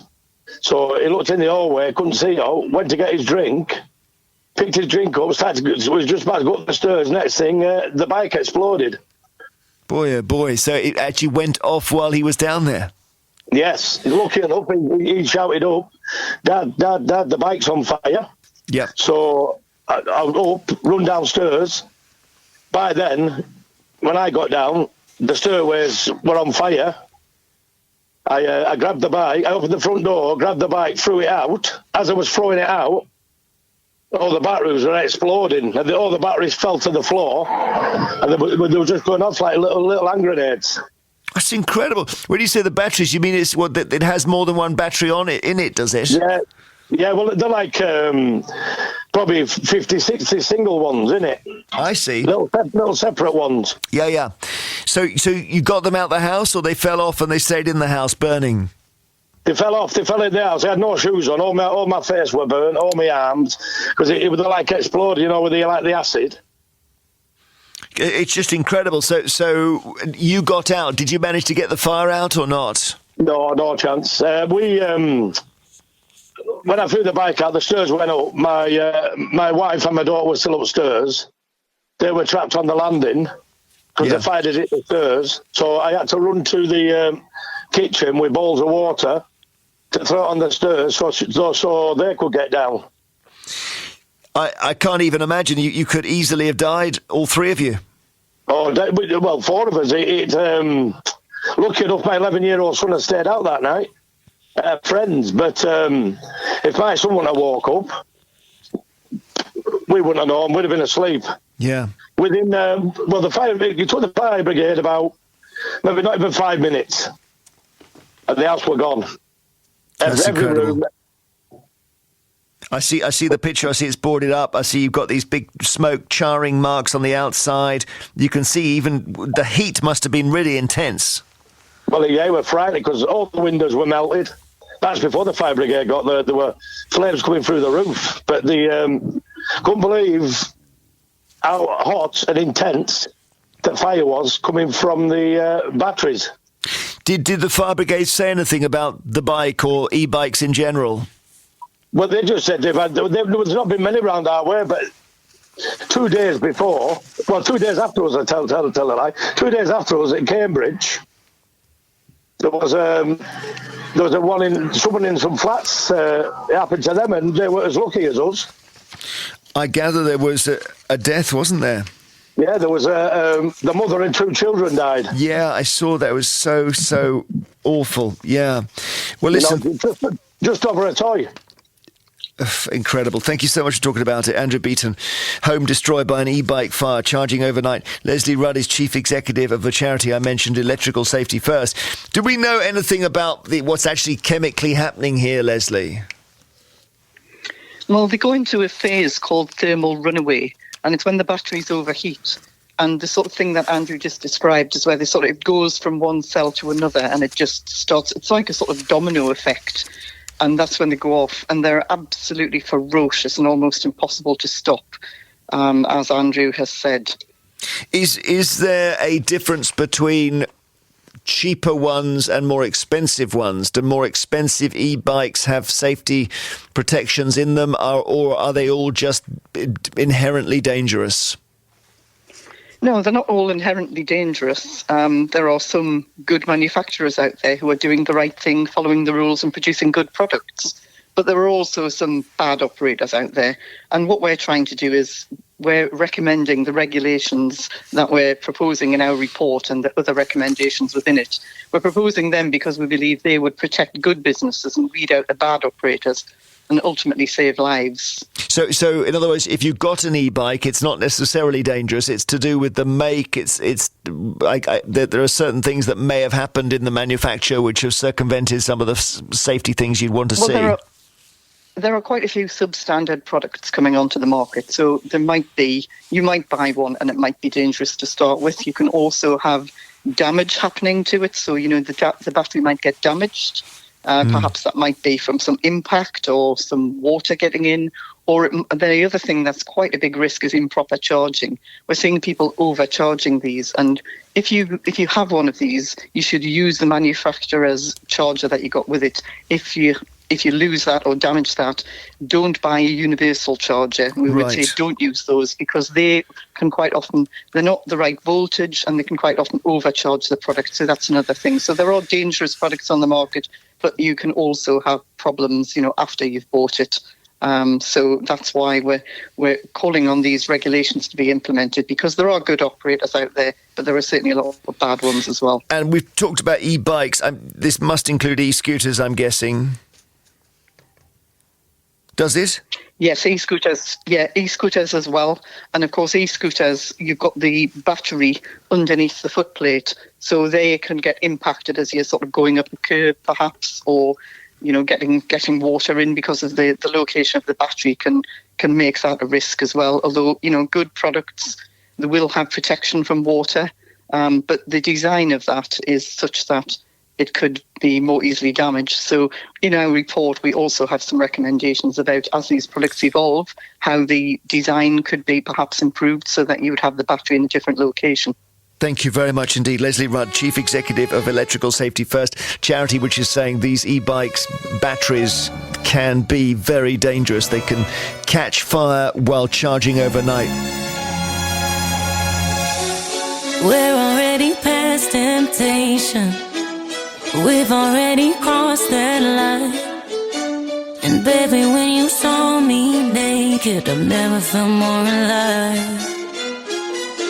Love's a risky bet, play me like roulette. Don't think with your head. Yeah, I don't ask for much, just all of your love. Baby, don't think twice. Nah, nah, 1 second can change your life. Nah, nah, trust the way you feel tonight. Nah, nah, heaven is a shot in the dark, so shoot with your heart and don't think twice. Nah, nah, 1 second can change your life. Nah, nah, trust the way you feel tonight. Nah, nah, heaven is a shot in the dark, so shoot with your heart. Don't think twice. Am I drunk or am I dreaming? 'Cause babe, I've never seen this clear. This could be your best investment if you just stay right here. Love's a risky bet, play me like roulette. Don't think with your head now. Yeah, I don't ask for much, just all of your love. Baby, don't think twice. Nah, nah, 1 second can change your life. Nah, nah, trust the way you feel tonight. Nah, nah, heaven is a shot in the dark, so shoot with your heart and don't think twice. You better love, come to me. Ooh, yeah. Shoot for the stars, shoot for your heart, and aim for love. Love's a risky bet, play me like roulette. Don't think with your head, don't you better love somebody. Love's a risky bet, play me like roulette. Don't think with your head, baby, don't think twice. Nah, nah, 1 second can change your life. Nah, nah, trust the way you feel tonight. Nah, nah, heaven is a shot in the dark, so shoot with your heart and don't think twice. That is Rita Ora and Don't Think Twice. And we're talking about e-bike and e-scooter batteries. And let's talk to somebody else who knows about the dangers. Gemma Savanti is on the Isle of Sheppey in Kent. Your brother was caught badly, Gemma. Oh, I think we've lost Gemma. That's okay. Do get in Hello? touch with us. Oh, Gemma, you're there. Hi. Yes, sorry, it cut me off. Don't worry. So I've seen pictures of your brother. Tell us what happened. Well, he was charged his scooter of an evening, and he fell asleep, gone to bed about 1 o'clock in the morning. His dog actually jumped on his bed and alerted Kev to what was his scooter was exploding, not fireworks, it was over the bit. And yeah, basically the room just filled with smoke. Within seconds, the whole flat was on fire. Crikey. Was the scooter in the same room that he was sleeping in? Yes, it was. But, so, because I always think maybe if you charge it in your bedroom, you've got a better chance of waking up if it goes off. But that could be more dangerous. It might just send you into a deeper sleep, I guess. Yeah, well, absolutely. He was very lucky as the dog. He had a really big dog, Shogun, who must have heard the initial fizzing and popping noises, which made him obviously jump onto the bed where Kevin was sleeping and alerted him. He's so lucky he did, because there's no way that the fire brigade had basically said to us that if the dog hadn't have woke him up, he'd have been 4 or 5 seconds behind, which would be, there's no way he would have got out of it. No. And tell us about his thoughts since then. Has Kevin been saying, it's that, it was a cheap scooter, or he wishes he hasn't bought it, or what? Well, it's obviously it's still such a shock. I mean, he's still suffering terribly with the trauma of what's happened. He lost his dog. The poor dog died in the inferno, which was just absolutely heartbreaking. And obviously he'd love to see something come of all these tragedies and awful things that are happening. Any clue as to why his scooter went up in flames? No, there was absolutely no reason. There was no telltale signs that it was damaged or there was anything wrong with it. He'd been riding about in it, fine. It had charged fine, and Kev sort of got quite a vast knowledge of like electronics and things like that. And he was always sort of touching the battery and making sure it wasn't hot. And really, this fills me with dread, because of all people, you'd think he would have been aware of, able to work out something was wrong with it before it happened. Yeah, absolutely. It's shocking. It shows it can happen to absolutely anybody. So, firstly, his burns, they're still affecting his hands and feet, I gather? Yes, so he had quite extensive burns to his hands and feet. I mean, he's healed very, very well considering the injuries he did sustain, but he's doing really well. Good, but he won't be getting an e-scooter or e-bike soon, I'm guessing. Oh, no, definitely not. How's his flat? Well, it's no more. It was completely burnt, basically. Well, it wasn't burnt to the ground, because obviously it's a tall building, but it's unrecognisable. There's no walls, ceilings. Like, there was nothing recoverable. He lost absolutely every single one of his belongings. All he was left with was the boxer shorts he had on when he escaped the fire. Thanks, Gemma. Well, I hope he gets better and gets over the trauma. Thanks so much. Thank you, Jeremy. Cheers. Gemma Savanti, who's the sister of Kevin, who is clearly still in a bad way after the fire at his flat. Jonathan in Hook, it wasn't an e-scooter with your son, it was something else. That's right, Jeremy. It was a disposable vape. Okay, so quite a small thing, yeah. Yeah, but for the size of the tiny explosions that it caused and the size of the fire, it doesn't bear thinking about, a larger battery, what that could have done. We were very fortunate that he only set fire to his bedroom and managed to put it out before the fire brigade got there. But, yeah, lesson learned, I think. So he found the vape somewhere, had he? No, he bought it off someone at school, and they told him to look on TikTok and it would show them how to recharge it, a flat disposable vape. Yeah. Which he duly did, and within about 5 minutes, there was 3 explosions. We were downstairs, heard these 3 explosions, and he legged up to his bedroom and started shouting, which we obviously followed him up there, and by the time we got there, the whole bedroom was engulfed in flames. Incredible. So, glad you're okay. Thanks so much. Yeah, thanks, Jeremy. Cheers, Jonathan. Bye-bye. Peter in Southport says, I've got lithium batteries in my phone, my iPad, my laptop, my drill, my vacuum cleaner, my leaf blower. Nobody mentions these, but if I got one in my bike, apparently it's dangerous. Is there an anti-cycling movement at work in the media? It's an interesting question. I think it might be, because I think those things... I don't know, I was going to say you don't charge them overnight. Obviously, your phone, we all charge them overnight. My phone gets hot, actually, I must say. It does worry me. Should we charge stuff overnight? Is that the problem here? Nikki in North Wales says, I tried to change my iPhone battery, which is lithium, and I managed to short it, which resulted in a massive tabletop explosion. There was a dazzling white flaring of the battery, and then black soot everywhere in the living room.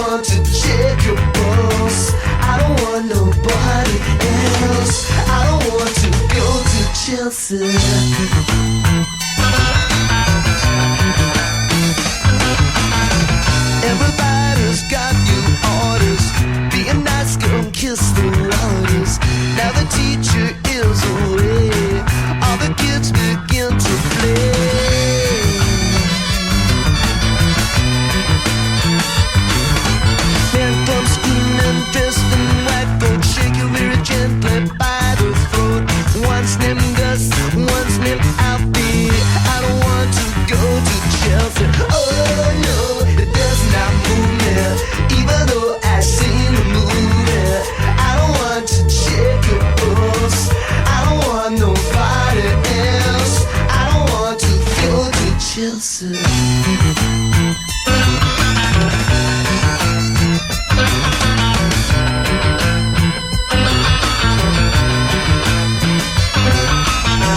Photographs and fancy tricks to get your kicks at 66. And thinks of all the lips that are licks and all the girls that isn't going to fix. She gave a little flirt, give us up my little cuddle. That there's no place here, bottom and a skirt waddle. Gabble's her punishment, she's last year's model. They call her Natasha when she looks like Elsa. I don't want to go to Chelsea. Oh no, that's not me. Even though I seen the movie, I don't want to check your pulse. I don't want nobody else. I don't want to go to Chelsea.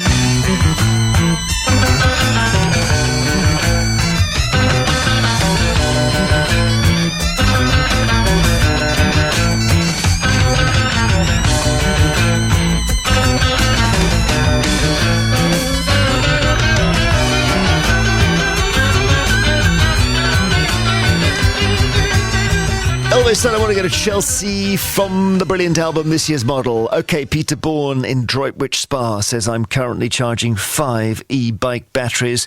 I've had them since 2016 with no issues. If you buy quality batteries, all will be well. I'm sort of trying to get at that a little bit with our guests and just saying, are you aware you bought a bike that was, I don't know, suspiciously second-hand or overly cheap or whatever? But I feel bad asking the question because they're all expensive. Let's see, Darren in Norwich, hi. Oh, yeah. Now, you have a solar generator. No, so I'm actually a delivery driver for one of the big companies. Okay. Not going to say which one, but one of those. But basically, I was delivering it in the back of my van. I see, right. And I was driving along, and it just went a massive bang and felt it from the back and thought, what the... Blazes, yeah. Next thing I know, I've got black smoke coming from the back of the van round the bulkhead, so I pull over as quick as I can, get out the van, go to look in the van, because the van's driving normally as it would. Yeah. And open the back doors, and all my packages are in, like, big, huge crates, but they're, like, carry-back crates. Yeah. So I grabbed hold of it, because I could see it smoking away, and flames are starting to come out the side of it, yank it out the back of the van. But unfortunately, damage was done. All the packages on board were destroyed, and my van was written off. And it was a solar generator you were delivering to someone? Yeah, so it was a solar generator. It must have been brand new, obviously, but I don't actually know for sure. But when obviously the fire brigade came down, put it out, that was a fun, because they couldn't get it out. They had to use some sort of blanket over it to starve it of oxygen, because they couldn't actually put the fire out. So it's not easy just to douse it with flames. Oh, sorry, douse it with water to put it out. You have to suffocate it. Yeah, I mean, this is so strange that something could go. I can see it could go off when it's charging, but the idea that it can go off when it's just sitting there is a whole new dimension to this. Yeah, we've had several other things that haven't gone far. We could see, we've had customers saying, oh, but they've not exploded, but the batteries have swelled up on delivery. And we're like, oh, that's nothing to do with us. We're just a delivery company, and they've gone, well, the company reckons it is you because of... And we're like, no, we can't be held responsible. But the van wasn't actually that badly damaged, but they said the main reason it was written off was because of the smoke damage. So it's not just the fire itself, it's the suffocation issues of people, obviously in a fire in a house. You're told you only get so long before the smoke inhalation takes it. How long is it with lithium-ion fires? Does that have the same effect? Yeah, good point. Thank you. Mark in Middlesbrough says, I use lithium polymer batteries in radio-controlled cars. The instruction says you mustn't leave them charging without supervision. For extra safety, I put them in a fireproof bag. The same principle, in my view, should be implemented for e-bikes. Really, really big issue, this. David in London says there was an e-bike fire in a neighbouring property in the early hours of the morning, and it nearly destroyed several houses. The fire service concluded it was an e-bike battery that caused the fire. I suppose if you're in your own house, you make your own decisions about what you do and so on. But if you're in a block of flats, you don't know what the people above and below are doing. Steve is in Ramsbottom. Now, you're a fire trainer, so help us out, Steve. What should we do? Well, a lot of the callers that have been on currently are talking about events that they've experienced. But remember, if one of these eventualities does come about, there's a lot you can do to circumnavigate the problems with these thermal runaway conditions. Yeah. We've always said in homes, there's three fundamental elements. You know, you should have a clear escape route. So that would be your hallway. You should have keys available, particularly if you've got UVBC-style doors. You want your key available, an emergency key of some description. You'll not get out without a key at 3 or 4 o'clock in the morning.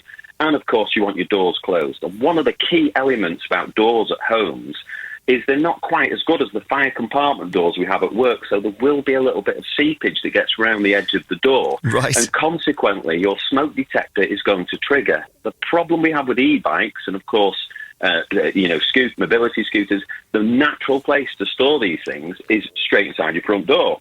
You're going to put them on charge there. That is your means of escape. So what I would suggest to people is make sure you've got working smoke detectors. It's a 2-second job. And if you're going to be charging stuff, charge it in a separate room behind a closed door. And then if a fire event does happen, you're going to be able to get out. It's really, really important. So I was talking to somebody who's a health and safety officer, and she said, well, I'm aware of the danger of charging things overnight, so I charge my phones downstairs. And I was thinking, surely it's better to charge them in your bedroom, because then at least if there's a fire, you get to know about it quickly. Yeah, I mean, in my experience, what I would suggest, and we've been to many fires over the years, it's extremely rare to find problems with mobile phones. They're built safely.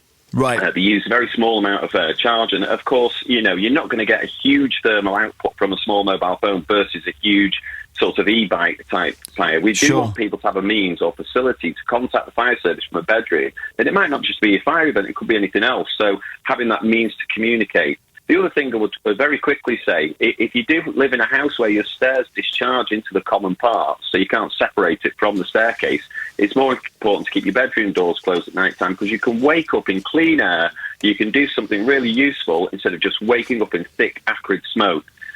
So we recognise that it is a problem.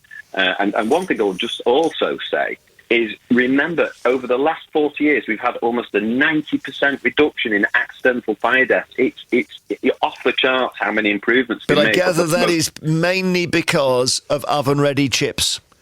A fire officer, unbelievably, said the biggest cause of fires is young men coming back, putting chips on in a deep fat fryer and falling asleep. Yeah, absolutely. And I mean, historically, there was always that dichotomy towards the end of the evening. Do I have the last pint, or do I go and get a bag of chips from the chip shop which is shut at 11 o'clock? But nowadays, of course, we have a sea of takeaways in most towns. People can get the food fixed before they go home. That's helped.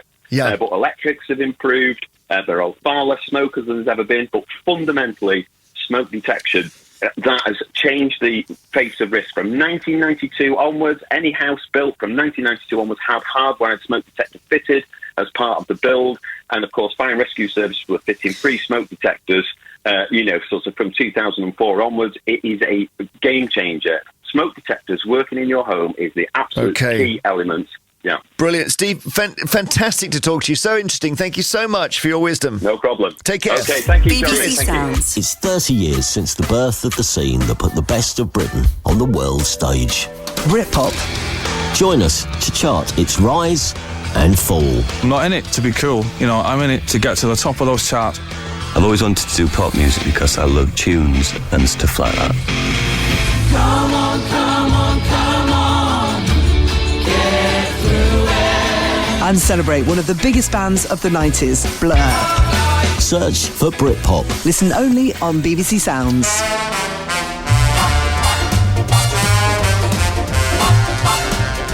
Well, look at that, look at that, look at that, look at that. Ooh, wee.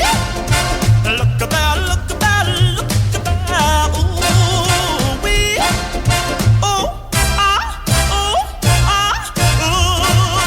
wee. Well, she's so fine, fine, fine. She's so fine, fine. She's so fine.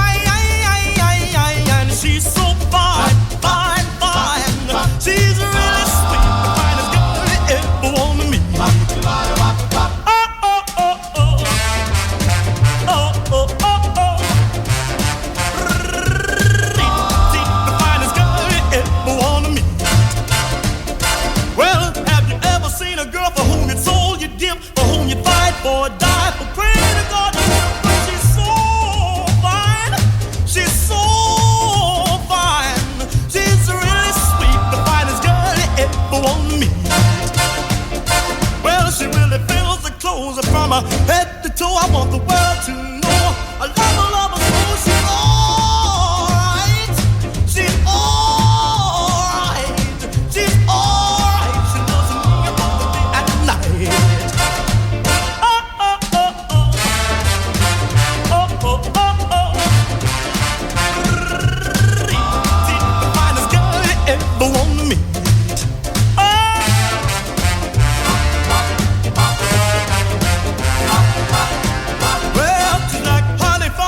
Like peaches from a tree, I love her, need her. She means so much to me. She's alright.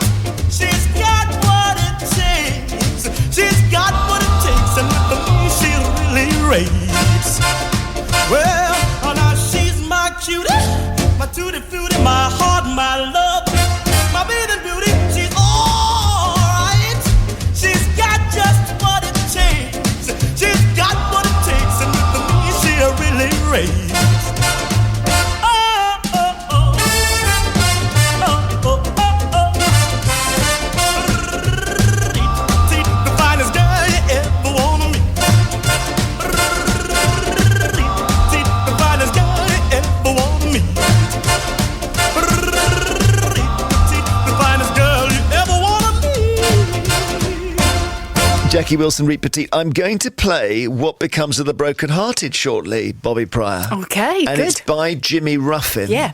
And the reason I've chosen it is because I went to see a musical last night called Ain't Too Proud to Beg, and it's the story of the Temptations. And I know this is a bit tenuous, but it's a brilliant musical. The Temptations had David Ruffin in, the brother of Jimmy. I didn't know that. And David was always like trying to make sure people didn't think he was the secondary brother. It's really tricksy, isn't it? Yeah, but it's a I just great? love music. Oh, there's just so many great songs. Get Ready, My Girl, all of that stuff, just very powerful. Yeah.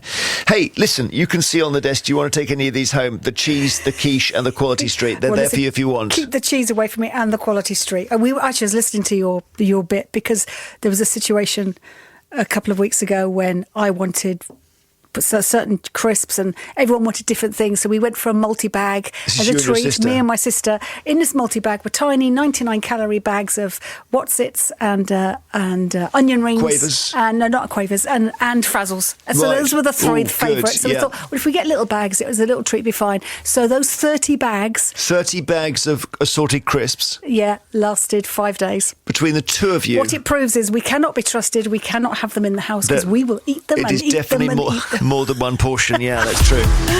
Okay. Oh, no willpower or won't power. Dundee Festival, A90 Dundee. We've got the Kingsway West closed completely for investigation work at the Cleptington Road. So diversion is the exit and the entry slip roads. M74 northbound at 13 for Abingdon. We've got a breakdown. One lane is shut. M1 southbound at 30 for Sheffield South. We had a breakdown. It's a little bit slow through there, but all lanes are open. Also on the M1 northbound at 41 for Cargate. We've got another breakdown. One lane is shut. The M62 closure. It is still closed westbound 7 to 6. Rainhill Stoops to Tarbuck Island and the M57. We'll just be aware we've got the eastbound open but westbound open. Westbound closed. M61 we've got repairs. So one lane is closed at junction 8 for Chorley. M6 northbound. If you're heading up between junctions 12 and 13, we've got an accident and a fuel spillage. So long delays northbound for about 10 miles. And then to the M6 northbound, broken down lorry at 3A has finally gone but left queues. The M4, if you're on the westbound side at junction 7 for Slough, we've got barrier repairs, so there's a lane out there. And then just finally, if you're heading towards the WOMAD Festival, M4 junction 17 is just a little bit busy, and the A429 if you're heading up towards Malmesbury is heavy going, but it is at least moving. That was another one for you in half an hour. Thank you so much, Bobby. BBC Radio 2. And we'll talk about the White Post boxes in Sheffield very shortly. Thursday nights from 9. This is where the country music community comes together to listen to incredible music. Let's play some country music. Let me show you how country feels. Tell us how you got into country music. I got into country music a long time ago with the old man. I just stumbled across that brown band. You could jump right in. Let the music pull you in. Let's hear it for one of country's finest. It's The Country Show with Bob Harris. On BBC Radio 2. Oh, yes. Thursday nights from 9. Or listen now on BBC Sounds. Now, what would you say to your lost loved ones if you had the opportunity? It's a question many of us will have to grapple with at one point or another, and it's not easy to answer, is it? In Sheffield, there's the option of writing to them. 6 special post boxes have been set up around the city marked Letters to Heaven. Located at cemeteries and crematoriums, they look exactly like a standard Royal Mail post box, except they're painted white rather than red. And it was the idea of my next guest, Chloe Hill, after the deaths of her mother and her closest friend. She'd seen some similar post boxes in Nottinghamshire, and the aim is to help people process their grief and maybe say the things they wish they'd said when the other person was alive. The idea is that people can write to their lost loved ones, sharing their thoughts, feelings and lives with their dearly departed. So I wonder what you make of the concept. What would you write to your lost friend or your mum or dad, son, daughter, if you had the chance? Email vine@bbc.co.uk. Don't forget your number. Text us 88291. You can WhatsApp us as well on the long number. Chloe Hill is a therapeutic counsellor in Sheffield. So the white post boxes were you just thinking we need something, Chloe, is that right? Absolutely, yeah. And following going through the grief process myself, I felt that it would offer people an outlet to be able to express the things that they perhaps felt they couldn't express while the person was here. Tell us who you lost then, Chloe. So when I was 19, I lost my best friend who was also 19. She was 20 actually, and that was in a road traffic accident in Manchester. And then that same year later on, I lost another best friend who I'd grown up with, who she actually passed away in the Bali bomb that happened on the 12th of October in 2002. And it was following that then a series of events happened in my life that continued for a really long time, and I experienced really prolonged, complicated grief following the trauma of losing my 2 friends in such a short space of time. Well, I hear you, and it sounds as if you needed to process it somehow, and you couldn't do it for quite a while. That's correct, yeah, and I didn't actually even realise that it was the grief that was still affecting me much further on. I had a child, and I sort of carried on living my life, but I was kind of going through the motions. But mentally, I wasn't well, and it wasn't until I started training to be a counsellor in 2014, and I did quite a lot of training on grief, and I did some training with Cruise bereavement as well. And it weren't until then that I realised that I'd got PTSD following the trauma of those deaths. Well, I know you lost your mum in 2018, which is very recent, and with these things, and then your best friend Katie was taken really ill. So you've been through a lot of loss, actually. I have, and I think it's not until I started the Letters to Heaven project in January that I even properly processed how much loss I've actually had. It's been in sort of each decade that I've lost prominent people, sort of late teens, 20s, 30s, lost my mum, and then my 40s, I've lost Katie. What then do you think is the impact of writing a letter? Because I suppose in our heart of hearts we know we are posting it and it's not going to them, it's not going anywhere, but I'm not trying to take away from it. How does it help? No. I feel the concept with the Letters to Heaven post boxes is to be able to express yourself. You can express your thoughts, your feelings, what you might be struggling with following the loss. You can say what you miss about the person, what you loved about the person. I think it's a cathartic process of letting go, almost. And so you now have these 6 post boxes in Sheffield? We do, and I'm ecstatic that they're in now and they're able to be used, and I've had lots of positive feedback about them, and it's been more positive than negative. And I've also had people messaging me as well, sharing photos of them using the post boxes, which has been really lovely. And it's been adults and children that are using them, so I'm really happy that they're there. And if I can try and help people process their grief in a healthier way than what I experienced, if I just help one person, then I feel like I've achieved what I set out to do. Well, what a lovely thought. You're a wonderful person. Thank you, Chloe. Thank you. Take care.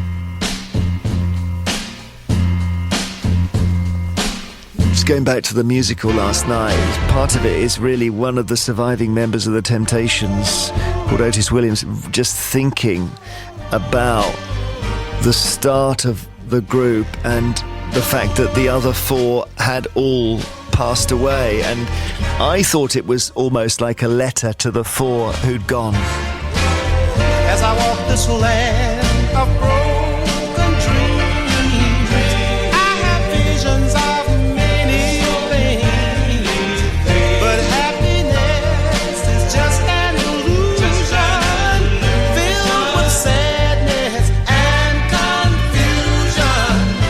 What becomes of the broken hearted who had love that's now departed? I know I've got to find some kind of peace of mind, maybe. The roots of love grow all around, but for me they come a tumbling down. Every day heartaches grow a little stronger. I can't stand this pain much longer. I walk in shadows, searching for light, cold and alone, no comfort inside, hoping and praying for someone who cares, always moving and going nowhere. What becomes of the broken hearted who had love that's now departed? I know I've got to find some kind of peace of mind. Help me, please. I'm searching though I don't succeed, but someone's love there's a growing need. All is lost, there's no place for beginning. All that's left is an unhappy ending. Now what becomes of the broken hearted who had love that's now departed?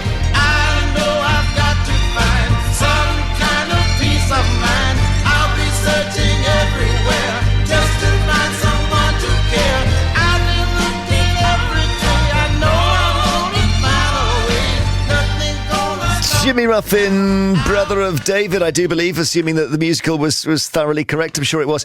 Ain't Too Proud is the musical. I know the cast have been on with Gary, and just the joy of that 60s, 70s music, the Temptations. Oh my goodness, Smokey Robinson involved and everything. But as I say, it was in a way a musical about loss and about the fact that all but one of the original Temptations have now died.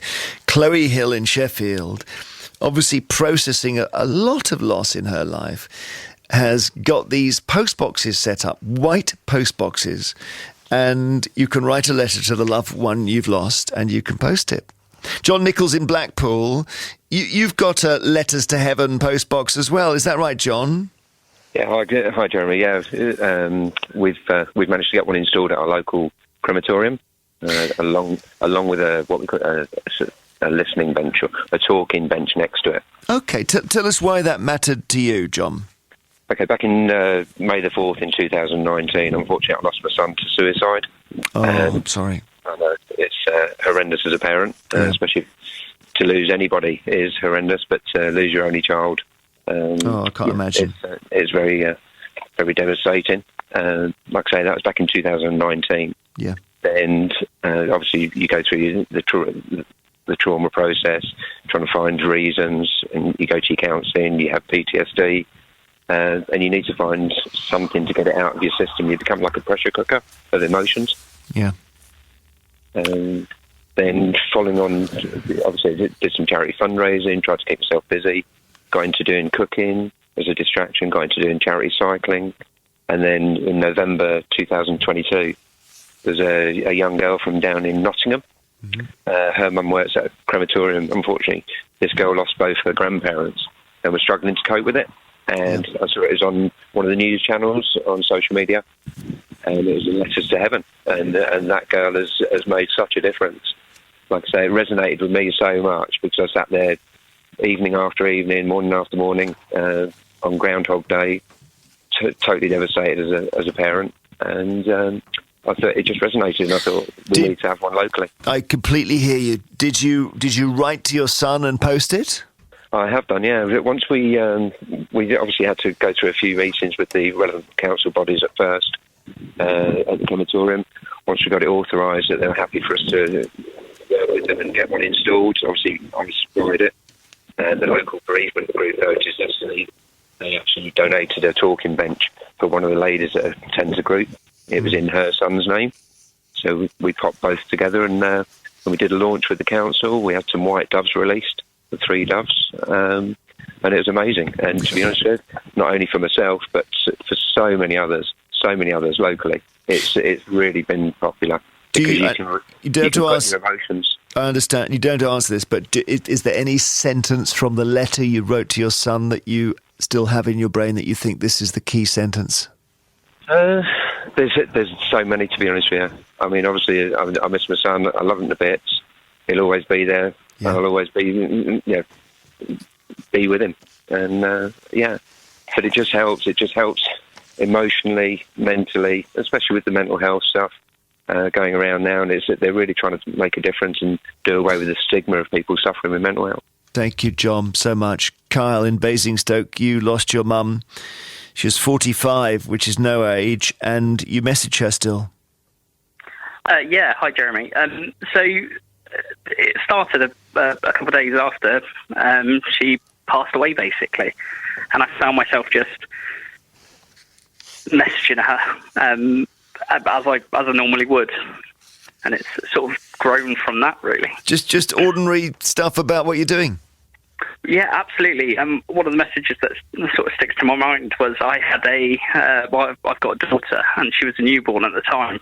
And I sort of messaged her when I was bathing her one day because she had a number 2 in the bath, and I was like, "Mum, you need to come over." Oh, that's lovely. And you messaged her, obviously knowing your mum has gone, but then that's the thing that you would send to her, right? Yeah, exactly that. And I send photos. It just feels normal. You can see that my grief over the past 2 years has sort of not gone away, because I don't think you can ever recover. But I've accepted it more, and it's gone from asking her why to just updates, and it's really nice knowing that she's always there. Oh, that's lovely, Carl. Thank you.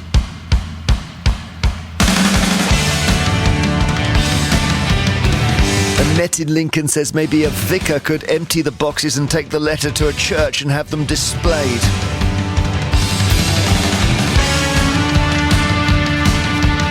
Lovely from Michelle Mason as well in Derby, who says, I've written a letter to my dear mum every year on the anniversary of her passing.